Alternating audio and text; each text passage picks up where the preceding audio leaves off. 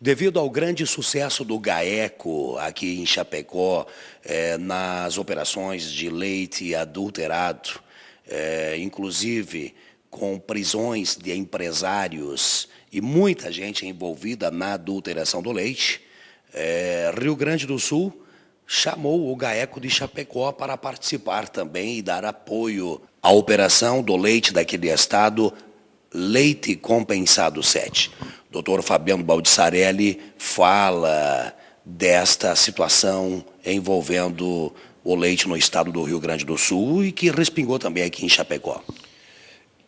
O trabalho do Rio Grande do Sul ele já vem de longa data, né? Eles já estão lá na edição Leite Compensado 7.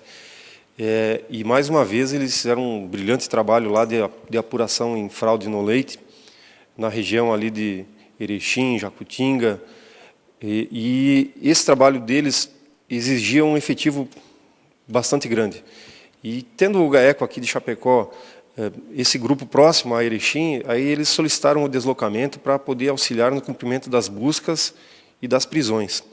Foram mais de 100 pessoas envolvidas lá, entre policiais civis, militares, promotores, servidores do Ministério Público, nessa investigação criminal que ocorreu. E o nosso grupo foi prestar esse apoio, tendo em vista que também aqui, quando realizamos o nosso trabalho nessa área, eles vieram e auxiliaram, eles inclusive por estarem na frente em relação às investigações, nos auxiliaram com informações preciosas para conhecer o processo da fraude, para conhecer a questão química, colocaram à disposição, inclusive, o engenheiro químico que eles têm para podermos compreender sempre mais a respeito dessa fraude. E era bastante justo que, nesse momento de necessidade deles, o nosso grupo fosse para lá para apoiar, o que foi o que aconteceu. A investigação é exclusiva deles, é uma investigação que eles vinham com ela há mais de 90 dias, nós fomos chamados apenas na véspera, lá já é que ficamos sabendo o que era, do que se tratava, foi prestado esse apoio e a operação lá ocorreu com bastante normalidade, todas as pessoas que eram para ser presas foram, todos os veículos que eram para ser apreendidos, localizados e apreendidos foram 11 no mesmo dia, uma prisão se deu no dia seguinte. Então foram esses veículos, veja, Biavati, esses veículos estão sendo considerados como instrumentos do crime. E o pedido do Ministério Público, nesse caso e em todos os outros que atendeu, é do perdimento desses veículos. E esses veículos, esses caminhões, bons caminhões, estão sendo perdidos e doados ao Corpo de Bombeiros, à Defesa Civil, porque são caminhões-tanques, servem para levar água, dessa vez só água, né, para as comunidades em tempos de estiagem. Então, é um trabalho que tem uma sequência, um trabalho muito interessante já no combate à fraude do leite, mas, ao final dele, continua dando retorno à sociedade a partir dessas doações que eles estão conseguindo fazer. Foram quantas pessoas presas lá no Rio Grande do Sul, doutor Fabiano Baldissarelli? 17 pessoas presas, 16 no primeiro dia. Todos empresários ou não? Tem empresários, motoristas de caminhões, donos de transportadoras de caminhões e também laboratoristas e 6 produtores rurais. O que chama a atenção, doutor Fabiano, eu me recordo ainda quando moleque, minha mãe, meu pai recebiam o leite na casa, vinha nos litros, e ainda naquela época já se tinha uma chiadeira, uma choradeira, dizendo, acho que estão colocando água no leite. E agora está voltando, então, nesses moldes, porque aqueles aditivos na operação do leite adulterado 1, 2 e 3, que o GAECO de Chapecó coordenou, nós tivemos produtos químicos. E, diferentemente, lá no Rio Grande do Sul, utilizavam-se de água e sal. Isso.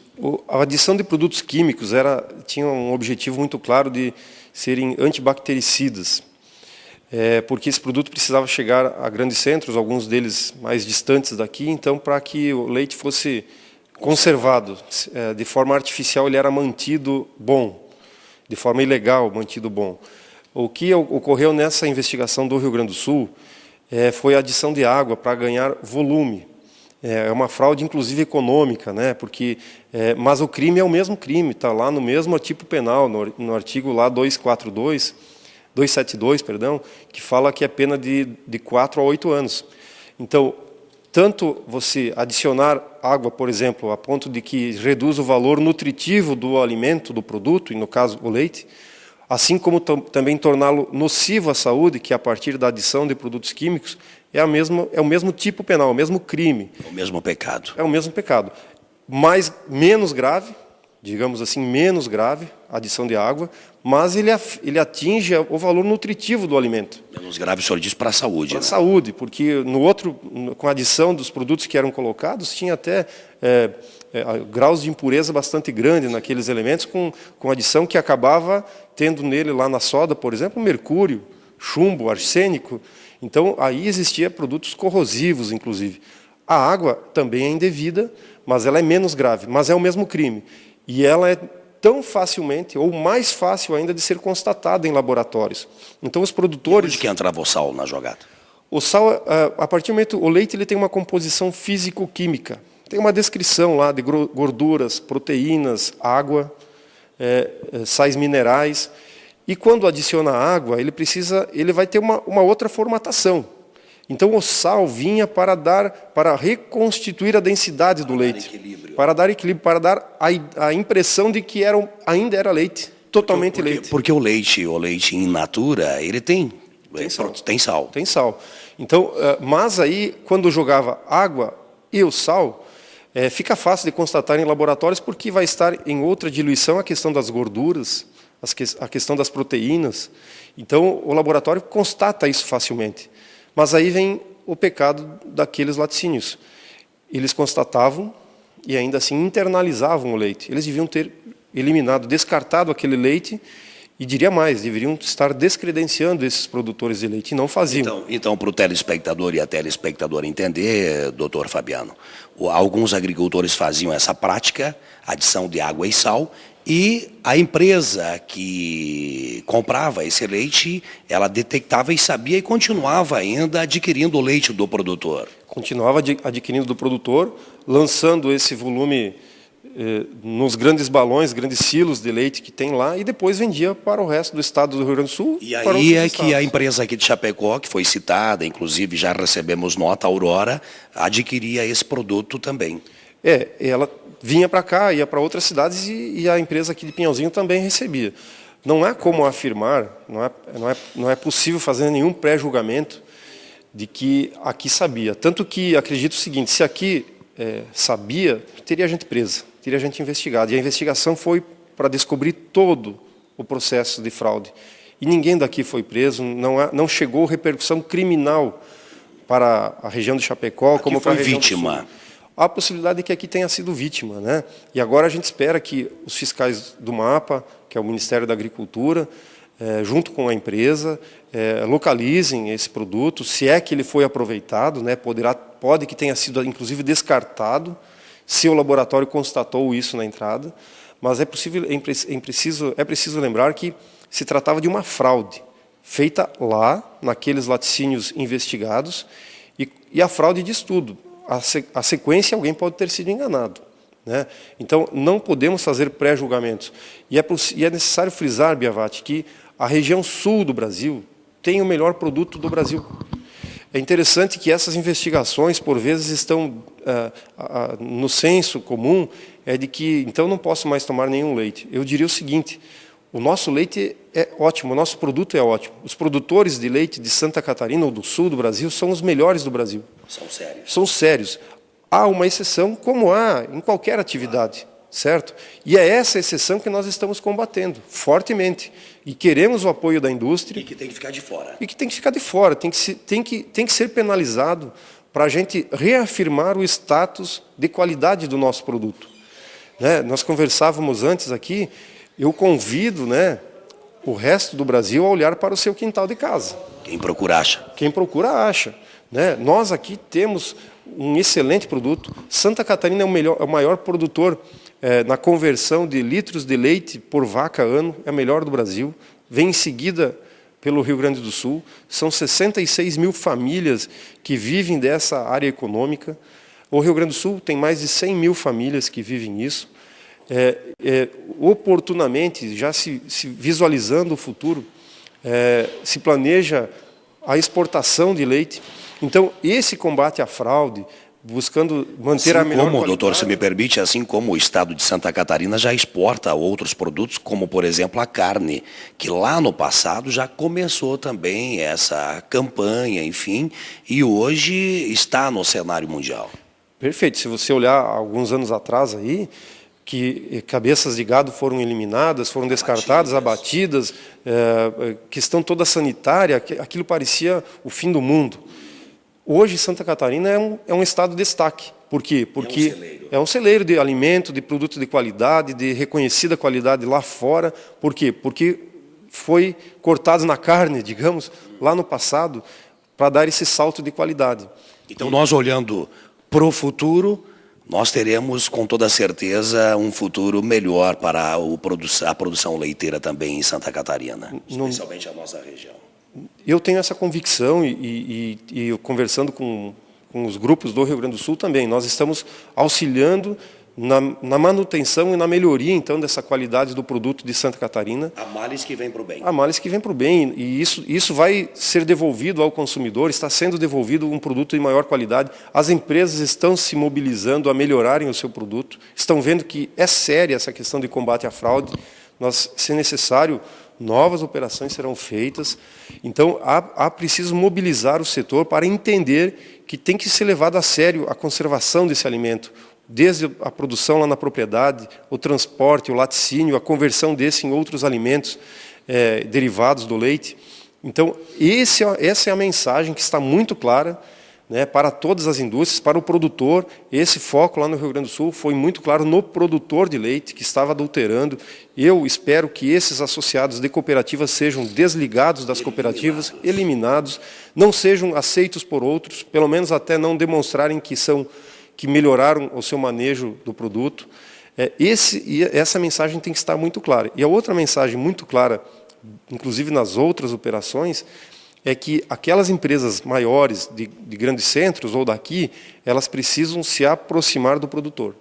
Elas são corresponsáveis pelo produto que sai desde a ordenha. Ela precisa estar próximo, conhecer toda a sequência de manejos, né, e transferir tecnologia, conhecimento, recursos para apoiar esse setor.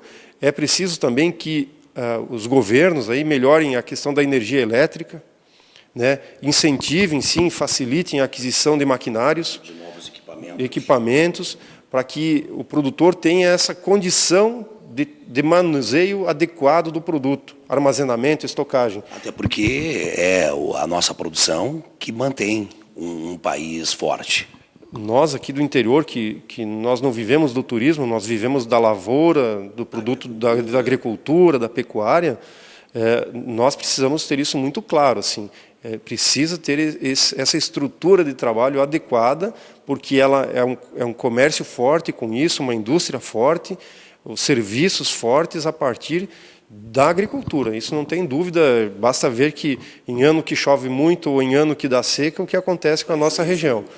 E o bolso a gente sente na prática. Doutor, falando de leite compensado, voltamos para o adulterado, aquelas pessoas todas que foram presas, elas continuam?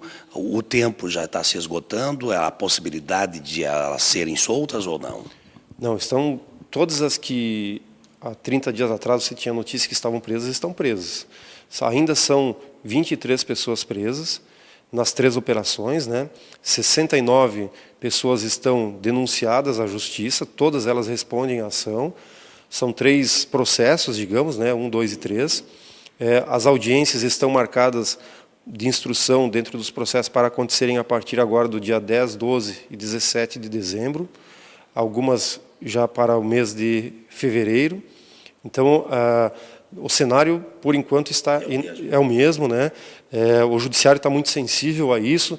Alguns habeas corpus já foram impetrados em favor de alguns desses presos, mas todos eles foram negados até o momento.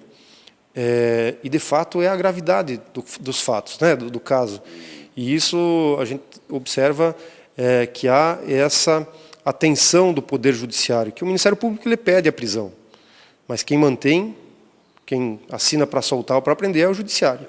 E o Judiciário percebeu essa gravidade, percebeu a importância do assunto e como sempre, muito atento, né?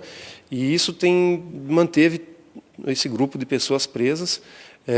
Não é uma prisão por vingança, é uma prisão que não pode ser assim o direito, é uma prisão pela necessidade efetiva, é uma prisão porque se imagina que, uma vez soltos, podem retornar à prática do crime, tendo em vista que... O senhor acredita que é possível, se eles soltos, voltarem à prática? É possível porque, se a gente olhar o histórico, algumas dessas empresas vinham sendo autuadas e interditadas reiteradamente pelo mapa e continuavam fazendo as fraudes. Então, isso dá um contexto, né? Nós não temos como uma bola de cristal completa, né? Mas isso dá um contexto e foi possível mostrar isso ao judiciário pela necessidade dessa prisão. A prisão preventiva é uma prisão que, a cada dia, ela precisa ser confirmada, né? Estar presentes os motivos que deram ensejo a essa prisão. Se em algum momento se perceber a desnecessidade dela, poderão ser colocados em liberdade. O Ministério Público pode pedir a soltura ou não? Sim, e inclusive pediu. Dos que foram colocados em liberdade, foram com a concordância ou até com o pedido do Ministério Público. Nós, junto com o grupo de promotores que trabalhou nesse caso, foram 7 promotores, nós trabalhamos individualmente avaliando sobre a necessidade de manter presos ou não. E aqueles que se entendeu já não mais necessários e que não colocariam em risco a prática de novos fatos, novos crimes, foram colocados em liberdade, estão respondendo ao processo, mas em liberdade. Outros estão respondendo ao processo presos. E enquanto tiver um preso, o processo terá que ser célere. E isso auxilia, inclusive, na conclusão do processo num prazo mais curto.